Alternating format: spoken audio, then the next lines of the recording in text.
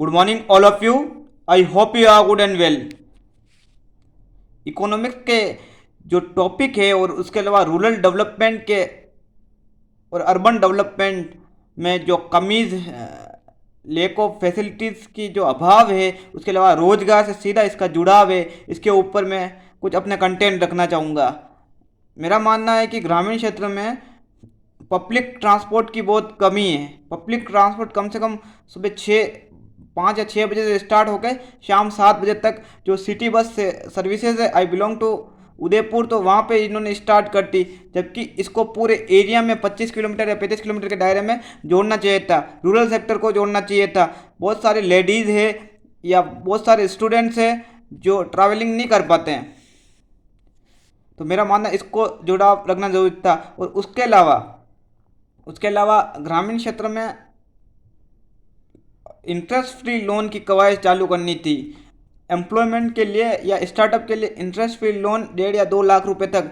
विश्वकर्मा जैसी योजना के साथ साथ दूसरी योजनाओं को कारीगरों के साथ साथ एम्प्लॉयमेंट के लिए अनएम्प्लॉयड एम्प्लॉयड स्टूडेंट्स वगैरह को जो कोई नया स्टार्टअप लेना चाहे उसके लिए भी ये स्कीम चालू करनी थी। मुद्रा लोन योजना में बहुत ज़्यादा इंटरेस्ट है, इस योजना में थोड़ा कम इंटरेस्ट करना चाहिए था। तो मेरा मानना है कि चीज़ें चेंजेस करने की जरूरत है। जबकि किसान क्रेडिट कार्ड में कम से कम 3 लाख तक 7%, तो मेरा मानना है कि इसे भी 7 लाख या 8 लाख तक की लिमिट का कर देना चाहिए था। और रूरल सेक्टर में पब्लिक ट्रांसपोर्ट और जो ट्रॉली बैग्स होते हैं, जो मतलब सामान ले जाने के लिए भी ऐसी 2 या ट्रेन गाड़ी की करने से ट्रांसपोर्ट बचता है, क्योंकि बाकी ट्रांसपोर्ट बहुत महंगा पड़ता है। ट्रांसपोर्ट आना जाने से बहुत ज़्यादा मतलब एक्सपेंसेस बढ़ जाते हैं।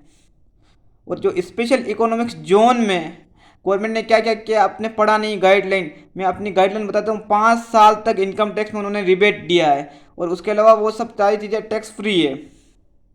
सेज में जीएसटी टैक्स फ्री है, उस पर प्रमिसेस या ऑफिस की जो भी है वो गवर्नमेंट प्रोवाइड करवाती है। तो मेरा मानना है कि अगर ऐसे दूसरे बिजनेस में भी किया जाए, एम्प्लॉयड बढ़ाने के लिए रूरल सेक्टर में, एग्रीकल्चर के सेक्टर में एग्रो इंडस्ट्री लाई जाए, और एग्रो इंडस्ट्री में 100% सब्सिडाइज कर देनी चाहिए।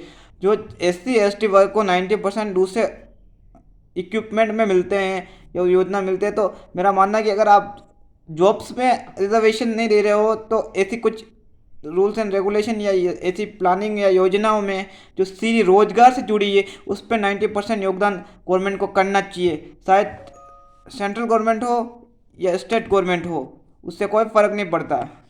मेरा मानना है कि चीज़ें चेंज होने की ज़रूरत है। और यूथ को भी अगर लगे कि मेरा हिसाब से मैंने मैनिफेस्टो कांग्रेस का पढ़ा है, good manifesto comparison Modi government completely Nations not Nations employment, first priority of youth, youth के लिए फर्स्ट रोजगार, सेकंड इन्फ्लेशन, थर्ड है पीसफुली और शांति का वातावरण का बना रहना चाहिए। मैं खुद देख रहा हूँ कि बहुत सारी कितनी घटना हो रही, चोरी की, एक्सीडेंट्स की, बहुत ही ज़्यादा घटना हो रही है। यहाँ पे इम्प्रूवमेंट करना था इस सरकार को। राजस्थान में उदयपुर या राजस्थान में चेंजेस हुई गवर्नमेंट, तो कर देना चाहिए था। इन्होंने कुछ किया नहीं, इसी पेपर लीक के ऊपर कार्रवाई हुई, और उसके अलावा दूसरी चीज़ों को निगण्य कर दिया गया। दूसरे मुद्दों को, अनएम्प्लॉयमेंट के ऊपर बहुत कम रेशो में वैकेंसी निकल रही है बहुत। और प्राइवेट सेक्टर कॉरपोरेट के लिए भी अच्छे एक्ट बनने चाहिए, क्योंकि कभी भी किसी को उठा के आप फेंक नहीं सकते हैं। वैसा एटमॉस्फेयर नहीं दे रहे हो आप, आते ही लोगों के ऊपर प्रेशराइज करते हो। अब कोई दूसरी जगह छोड़ के आएगा, इस मतलब कोई जॉब चेंज करेगा तो उसको थोड़ी पता है कि वहाँ पर का एटमॉस्फेयर कैसा है। Comparison for atmosphere, not only salary. Atmosphere में काफ़ी प्रेशराइज कर दिया है लोगों को, अभी हार्ट अटैक से जाने जा रही है। उसके अलावा लोग स्ट्रेस में हैं, काफ़ी स्ट्रेस में हैं। मेरा मानना है कि कॉरपोरेट के लिए एक तो आप बिना निकाल किसी नोटिस को या बिना किसी को मतलब कि टर्मिनेट नहीं कर सकते हैं। सेकंड, उसको उसके जो वर्क प्रोफाइल है उसके अलावा उसको दूसरा वर्क नहीं बता सकते हैं।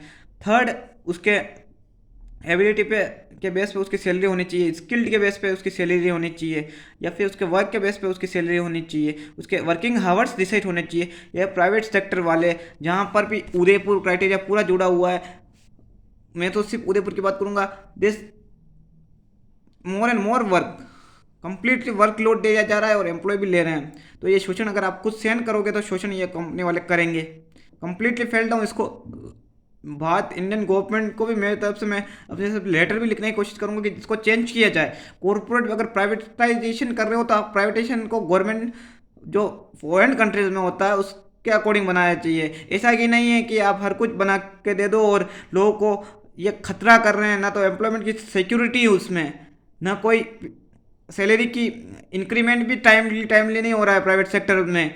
प्राइवेट सेक्टर में ओनर अपनी मर्जी से इंक्रीमेंट कर रहा है। लोगों के लिए काफ़ी मतलब एम्प्लॉयमेंट अगर मिल भी रहा है तो वो उस टाइप का एम्प्लॉयमेंट नहीं है जिस टाइप का यूथ को डिमांड है। यूथ के लिए कुछ सही तरीके से चीज़ें नहीं करी गई है मोदी सरकार के द्वारा। कॉरपोरेट जगत को अगर आपने सपोर्ट किया तो उसके बावजूद कॉरपोरेट जगत में आपने रूल्स एंड रेगुलेशन ही नहीं करे। अब स्पेशल इकोनॉमिक जोन में तो वर्क फ्रॉम होम की फैसिलिटीज़ प्रोवाइड करवानी चाहिए, वो वर्क फ्रॉम होम से स्पेशल इकोनॉमिक जोन नहीं करवा रहा है, उसको कम्प्लीटली टैक्स फ्री किया गया है। अभी मैंने थोड़े दिन पहले उसका एक्ट पढ़ा था, उसमें 5 साल तक इनकम टैक्स में आप रिबेट दे रहे हो। उसके मतलब जो कंप्यूटर्स वगैरह उसमें भी आप जो 5 साल तक यूज़ के बाद रीयूज़ का उसको रिबेट दे रहे हो, छूट दे रहे हो, सब कुछ दे रहे हो। और दूसरी इंडस्ट्रीज़ को आप कुछ नहीं दे रहे हो। जो एग्रीकल्चर इंडस्ट्री हमेशा जीएसटी से फ्री रहा करती थी, उसमें आपने जीएसटी को इंक्लूड कर दिया। और उसके अलावा आपने यूथ के लिए भी कपड़े के ऊपर बड़े बड़े टैक्स लगा दिए। क्लोथ के ऊपर कोई टैक्स लगा था, क्लोथ को जो भी है इनकम ग्रुप के हिसाब से टैक्सेस डिसाइड करने चाहिए ताकि जीएसटी का भार सबके ऊपर ना पड़े। ये गवर्नमेंट की जो मोदी गवर्नमेंट की पॉलिसी है कंप्लीट मिडिल क्लास और रूरल डेवलपमेंट के लिए भी फेल साबित हो रही है। For employment not for other development, employment के लिए completely fail. This government is completely fail for employment. Employment ही सबसे बड़ा मुद्दा है। इन्फ्लेशन, 2 मुद्दे ऐसे हैं जो मोदी सरकार ने पूरी तरीके से अपने कुछ चंद मित्रों के हाथ में देने के लिए इसका को भारत को बेच डाला है और बेचने के साथ साथ एम्प्लॉयमेंट भी ख़त्म कर डाला है, क्योंकि ये इनके हिसाब से एम्प्लॉयमेंट जनरेट कर रहे हैं जो कि इनसफिशिएंट है। और इनसफिशिएंट एम्प्लॉयमेंट इनसफिशिएंट है 140 करोड़ की जनसंख्या आबादी में, जहाँ पे पहले सिक्योरिटी महसूस होती थी लोगों को, अब वो अनसिक्योर्ड महसूस कर रहे हैं।